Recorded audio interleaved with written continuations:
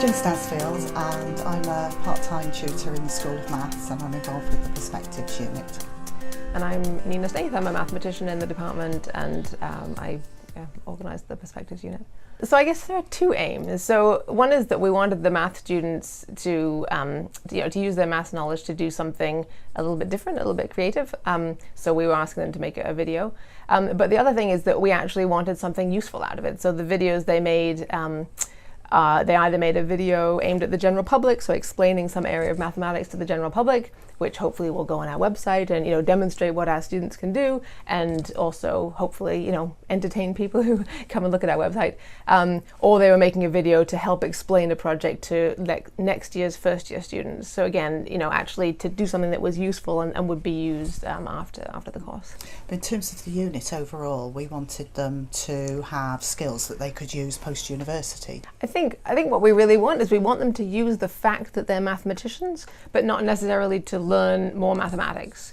So they're writing something that is used for another audience, and then they work together as a group, and out of those pieces of writing they've done individually, they choose one of them, which they then produce a video for. So if you want the honest truth, it was because my son in year 5 was asked to make a video about cooking his favorite recipe, and he loved it, right? I mean, he doesn't always love his homework project, but this one he loved. He really enjoyed it. We got him the software to edit videos, and he just learned to use it instantly. It wasn't something that I knew how to do, but he learned to use it and really had fun, and really felt proud of what he'd produced. And we were looking for ways, as I said, for the math students to use their math knowledge but not be assessed in the kind of traditional way. And so this just seemed a great way to assess what they could do around maths, but doing it in a creative way that they wouldn't have a chance to do elsewhere on their course.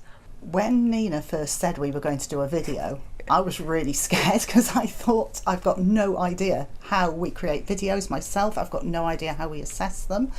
Yeah, I mean, the digital education office was just amazing, right? Because I had the idea to do this video project with the students, and I tend to be of a kind of positive outlook, and I think, yeah, I'll be able to figure out how to make that work on the technical side, and sort of, went ahead with it without really knowing how to do that. But in fact, it would have been a huge amount of work for me to try and figure out, things like how to submit the videos and how to give them advice on making a video when I had never made a video in my life. It would have taken me a long time. And instead, we talked to Martin and Pete, and they just said, oh yeah, we'll handle the submission, and we'll write some advice and put it on Blackboard for the students to use. And then they were even like, oh, we'll come in and talk to the students in their lecture. And we were like, oh, thank you, because it saved us so much time and so much worry.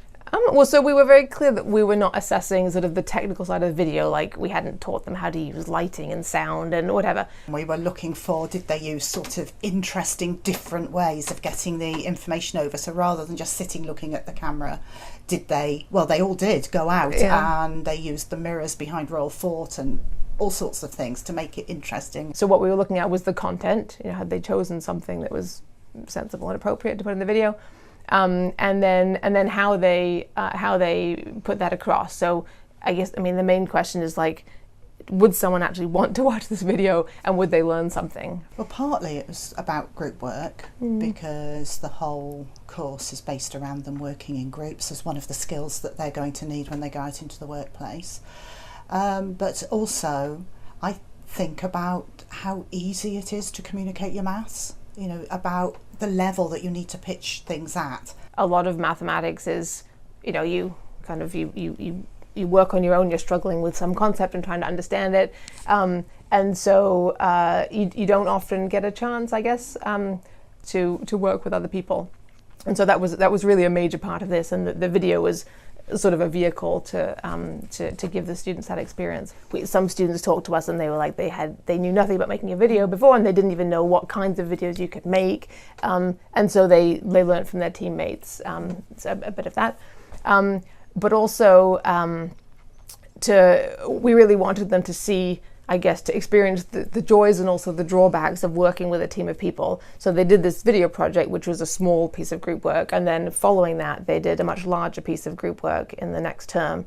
And when they started doing the larger project, I could hear them saying to their new group members, you know, when we did the video, we did this, and that worked really well. We had a Facebook chat group or whatever, you know, we divided the task like this.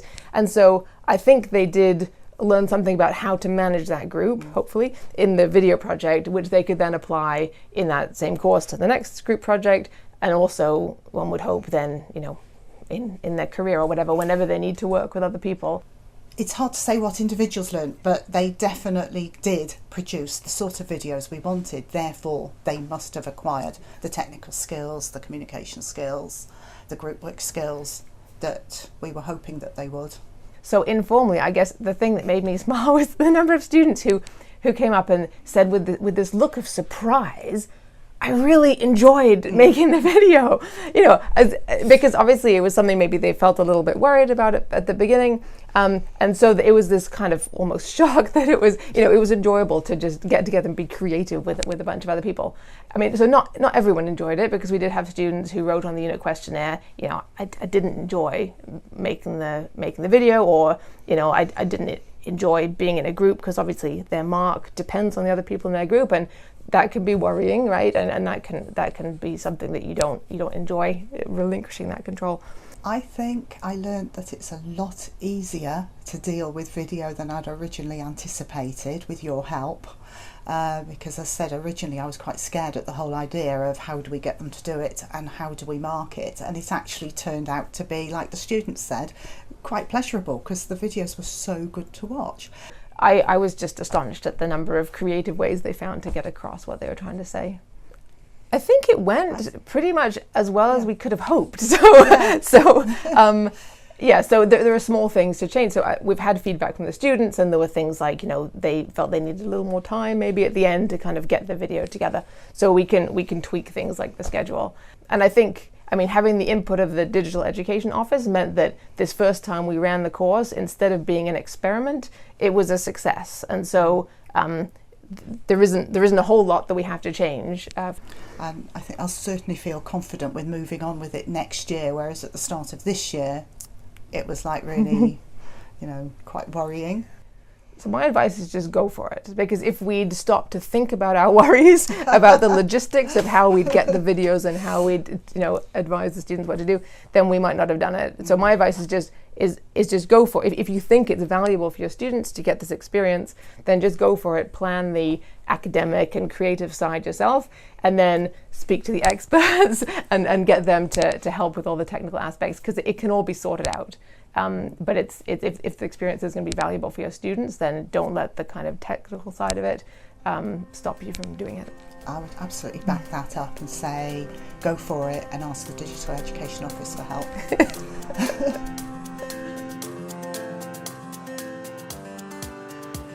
So we had to create a video based off one of the articles that we'd written. It had to be accessible to the general public.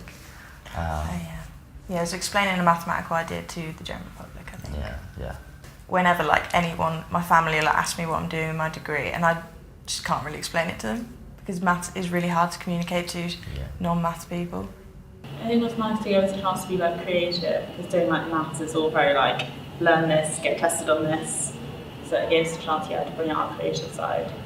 It was a breath of fresh air. It was taking us sort of away from the standard way of, or the standard assessments. In school, we do we did a lot more group work and stuff. I don't think we ever made short videos though, ever. So that was new. That was new. I think I might have done one for drama once. So sort of made a very short play and filmed that. But I think that's about the extent of it. Yeah. And definitely, it would only have ever been in the arts. We never did that in maths, which I think is quite nice that we've managed to combine the two. We'd sort of, earlier in the term, we'd work together, but not create something like this. So I think we split up the tasks, and from there we sort of found our place and could work together. Social media is a great help. So we made a group chat on Facebook. that way, we've all got a way of communicating together. From the first sort of meeting we had, we sort of delegated what I saw, some people's strengths were, but some people thought they were better at sort of writing a script or doing like drawings for it, and then like we had one person who like knew how to use Movie Maker, whereas the rest of us had no clue. Stepping into the eyes of a director was really difficult because never done it before, but we were given this presentation on some like good ways to like present ideas visually, and one of them was draw my life like YouTube style, where you draw on a whiteboard and like you can put a soundtrack over it and like speed it up, and we did that in ours, and it was actually really good because I think it looks quite professional quite quickly. So we had voice recordings, which we just used the phone to record, and then we did screen capture and sort of just played a PowerPoint through and recorded that. For our video we just used a smartphone because it was good enough. I think an iPhone was good enough, did the job. And then there was a girl in our group who knew how to edit on the Apple software. In my group we had someone who had sort of a almost professional filming camera. It was quite big. It was really cool.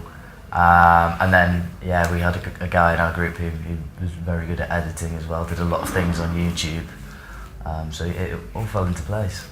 Yeah, which maybe you wouldn't expect from loads of maths kids, but they do.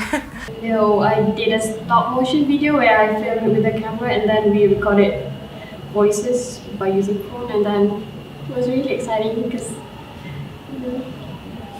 I get to know how to do the stop motion because I don't really know actually.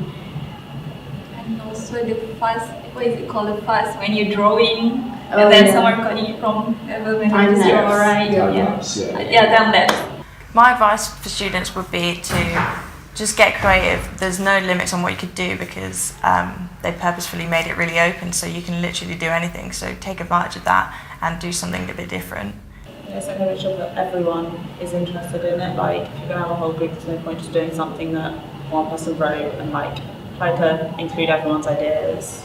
Make sure you assign roles to everyone in the group. They've got sort of experience with or that are best suited to them. I think you should take the opportunity to be creative because it's one of the only chances you're going to get, really. Yeah, of course.